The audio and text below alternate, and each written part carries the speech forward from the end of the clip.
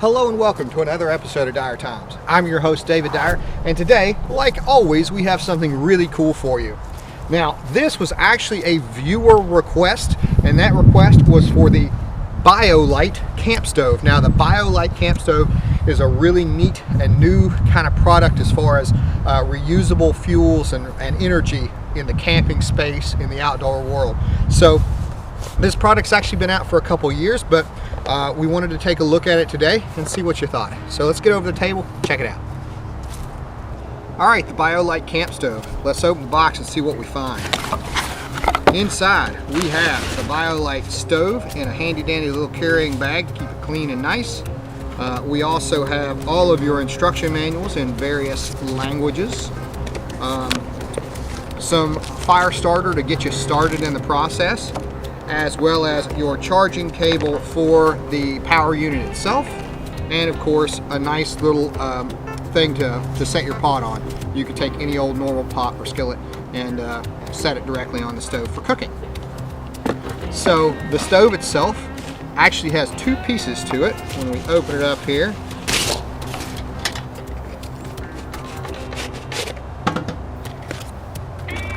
this is the power module, and this is what actually generates your energy that charges your device.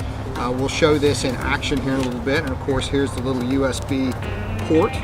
Now, the one thing that I'll say is you have to have some charge on this before you go into the forest, or the means of charging this while you're out there, because if this is completely dead, the product is actually kind of useless, which is a bit of a drawback unless you plan for it, and I'll show you the way that I've planned for it when we get out to use the stove. You also have the fire chamber here.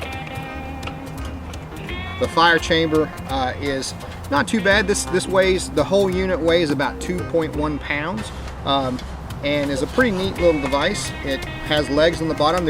It's made of aluminum, but it's a pretty good and heavy, sturdy product. This slides into here, the power module locks in right here, and then you bring that last leg forward, which locks that into place, and you have then set up your BioLite camp stove. So pretty simple, pretty easy, and you're ready to go. And then we'll add our fire starters here and some biomass fuel, which is sticks, and we'll get it going. So now that you've seen it, let's go test it out. We have our BioLite stove set up. We've got a little better remote location, although you could set the stove on anything, picnic table, you know, that kind of stuff. This doesn't get hot down here. Although I don't suggest you move the stove while it's set up, nor should you ever pick the stove up by the power unit, especially when it's running. But you can kind of scoot it if you need to by the feet, and you should be okay not getting yourself burned. Now, this thing works by burning any solid mass fuel. You don't want to use any liquid fuels whatsoever.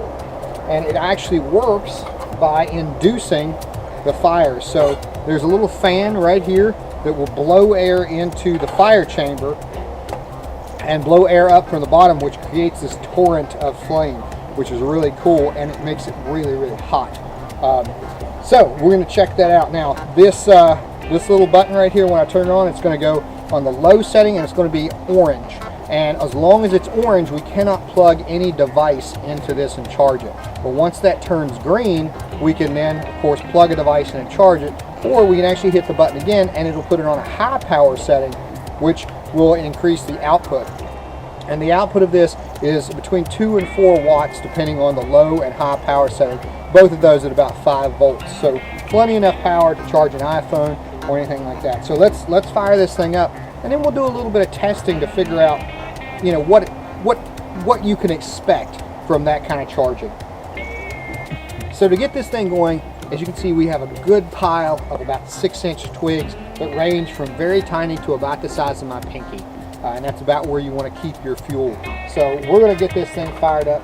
To do that, we're going to take the fire starter, in which they gave us, and break it off and load a brick in. Once this is gone, you can pretty much get any newspaper style lighters or anything like that and do the same thing. And this will last quite a bit, because I'm only going to use about a half stick on this.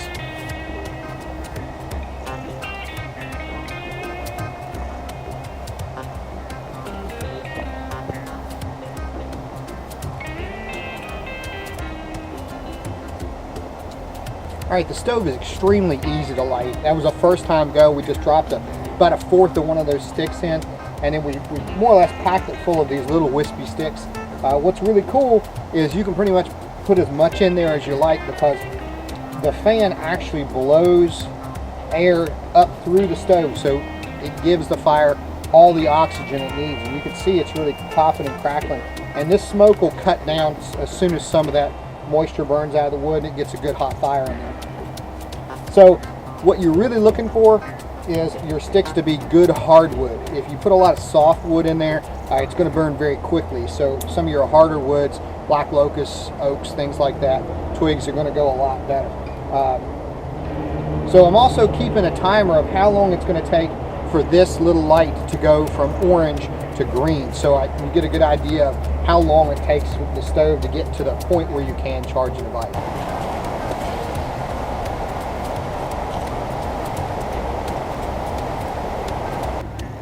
So it took us about 17 minutes to get it to the point where our light went from orange to green. At this point, I'm actually going to flip the stove into high mode so we get maximum power output. You do this by hitting the power button one more time, and now you're at maximum power output.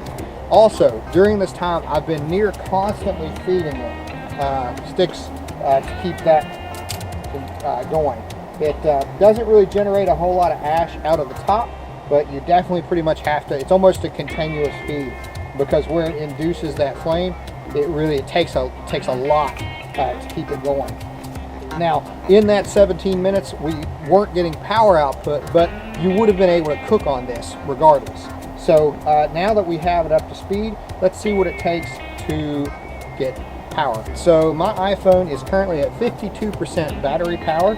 I'm going to plug it into the device, give it 15 minutes, and see what that increases via our percentage. Let's check it out.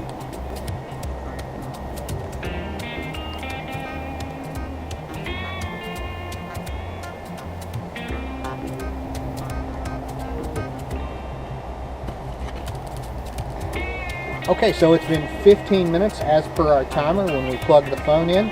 We were at 52%, and now we're at 59%. So that is an increase of about 7% battery life.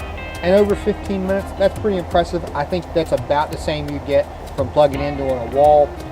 So that's pretty impressive. Now, it did take us 15 to 17 minutes to get the little green light to come on, and I think part of that might have been that some of the wood that we're using might be a little damp.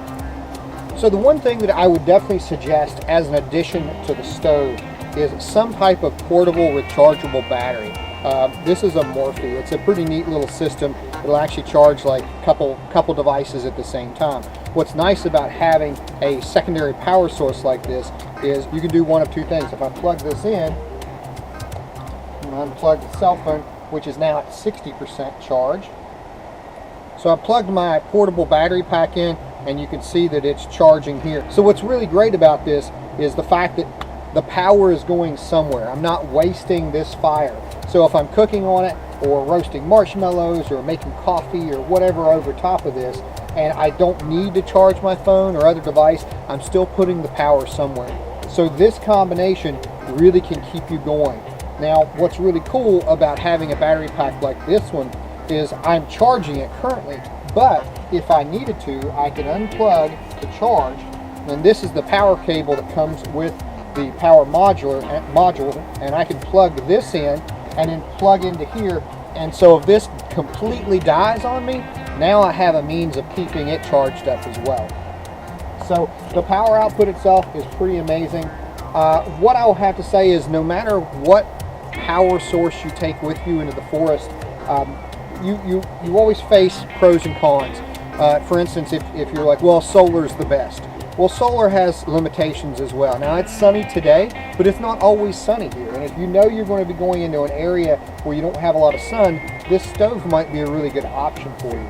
I really like the addition of the battery. Now, this doesn't come with the unit, but I definitely recommend picking it up. Like I said, so you've got some place to store that power when you're not charging the device. So if we're looking at some pros and cons, I definitely would say that the fact that you kind of got to hover a little bit and continually feed it, because it does consume wood very quickly. One of the negative things I've heard about this stove is after a while, the ashes, after about an hour, the ashes get so thick that it blocks the jet for the inducer to actually get the flame going. Now, I have not run into that. It is kind of spouting some ashes, kind of blowing up out of there, but that's no big deal. And the only reason we're getting a lot of smoke again is because I put some wet wood in there.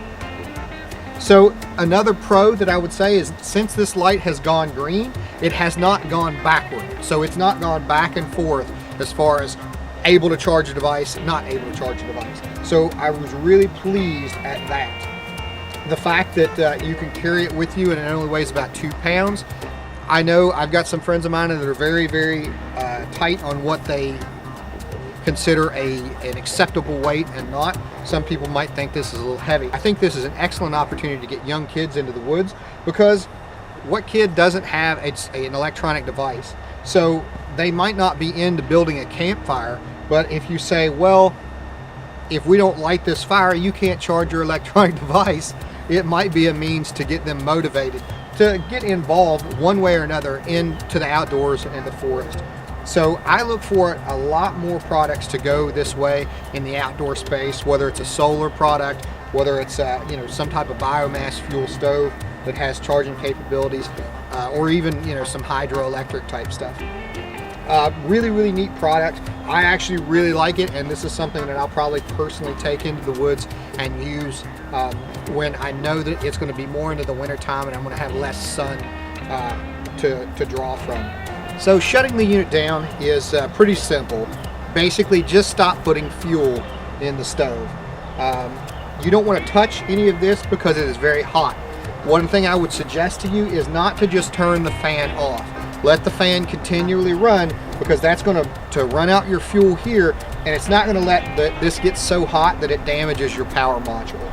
So now that we're down to just about ashes, I mean, there's not really a whole lot left down there. There's some embers. It's actually cool to touch outside here, which is pretty impressive. And it's still okay to charge, which is really, really impressive that even once we got it going, that it's still holding the ability to charge devices.